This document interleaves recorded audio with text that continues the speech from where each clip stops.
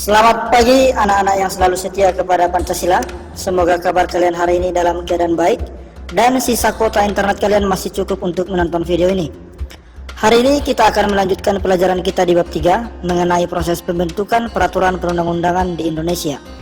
Langsung saja kita mulai. Siapkan buku dan alat tulismu karena hari ini kita akan mengadakan kuis untuk 5 orang yang menjawab paling cepat dan jawaban tepat. Jadi simak baik-baik.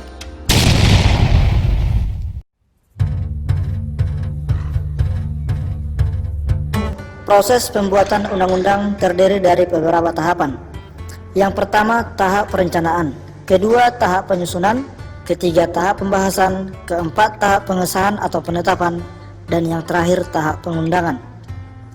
Kelima tahapan itulah yang digunakan untuk menyusun peraturan perundang-undangan yang berlaku di Indonesia.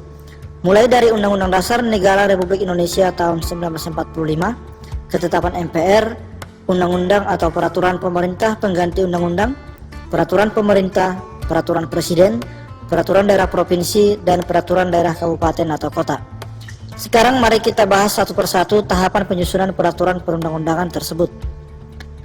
Yang pertama adalah proses pembentukan atau penyusunan Undang-Undang Dasar Negara Republik Indonesia tahun 1945. Undang-Undang Dasar Negara Republik Indonesia tahun 1945 ini adalah peraturan perundang-undangan yang kedudukannya paling tinggi, sehingga peraturan ini hanya ada satu di Indonesia.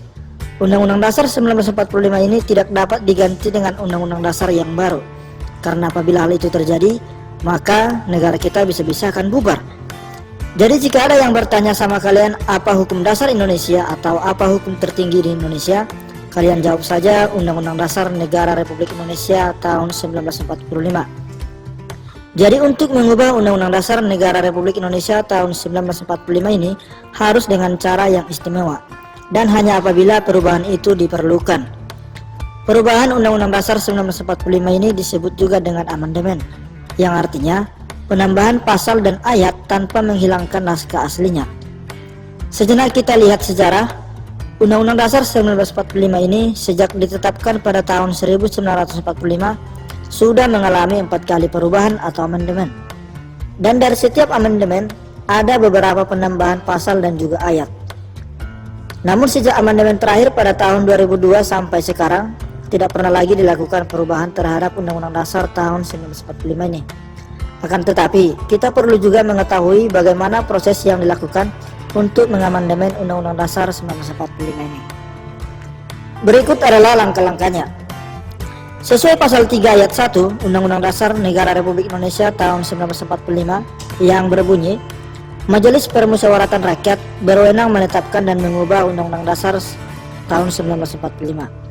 Tata cara perubahan Undang-Undang Dasar tahun 1945 ini ada dalam pasal 37 Undang-Undang Dasar Negara Republik Indonesia tahun 1945.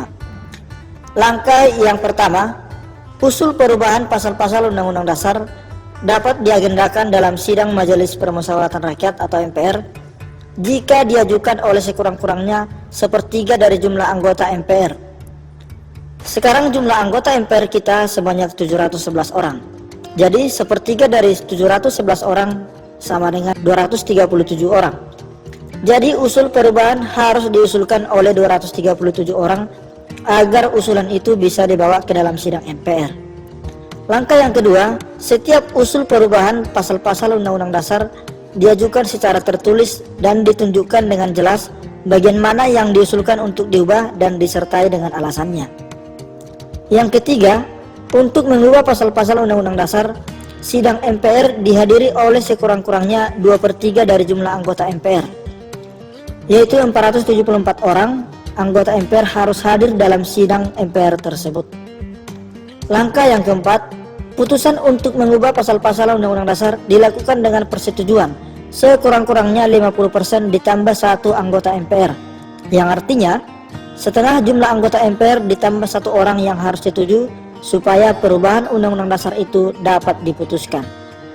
Nah, jumlah MPR kita saat ini 711 orang. Dan katanya di undang-undang harus ada 50% ditambah 1 orang, yang artinya harus ada 357 orang yang mengatakan setuju agar perubahan tersebut diputuskan dalam persidangan MPR. Itulah langkah-langkah penyusunan Undang-Undang Dasar Negara Republik Indonesia tahun 1945. Namun tidak semua pasal dalam Undang-Undang Dasar bisa diubah. Khusus mengenai bentuk Negara Kesatuan Republik Indonesia tidak dapat dilakukan perubahan. Oke, bisa dipahami? Kita lanjut. Kedua, penyusunan ketetapan MPR. Penyusunan ketetapan MPR dilakukan melalui 4 tingkat pembicaraan. Nah, pembicaraan yang dimaksud di sini sama seperti rapat atau sidang, akan tetapi lebih bersifat diskusi, karena setiap pembicaraan tidak harus membuat suatu keputusan. Mari kita lihat langkah-langkah penyusunan ketetapan MPR. Di pembicaraan tingkat yang pertama, dilakukan oleh Badan Pekerja MPR terhadap bahan-bahan yang masuk dan hasil dari pembahasan tersebut merupakan rancangan ketetapan MPR sebagai bahan pokok pembicaraan ke tingkat yang kedua. Jadi dalam pembicaraan tingkat pertama ini hanya mengumpulkan bahan saja yang akan dibawa ke pembahasan tingkat kedua. Nah, di pembicaraan tingkat yang kedua dibahas dalam rapat paripurna MPR yang didahului oleh penjelasan pimpinan MPR. Setelah dijelaskan pimpinan rapat paripurna tersebut, dilanjutkan dengan penyampaian pandangan umum dari setiap fraksi-fraksi MPR.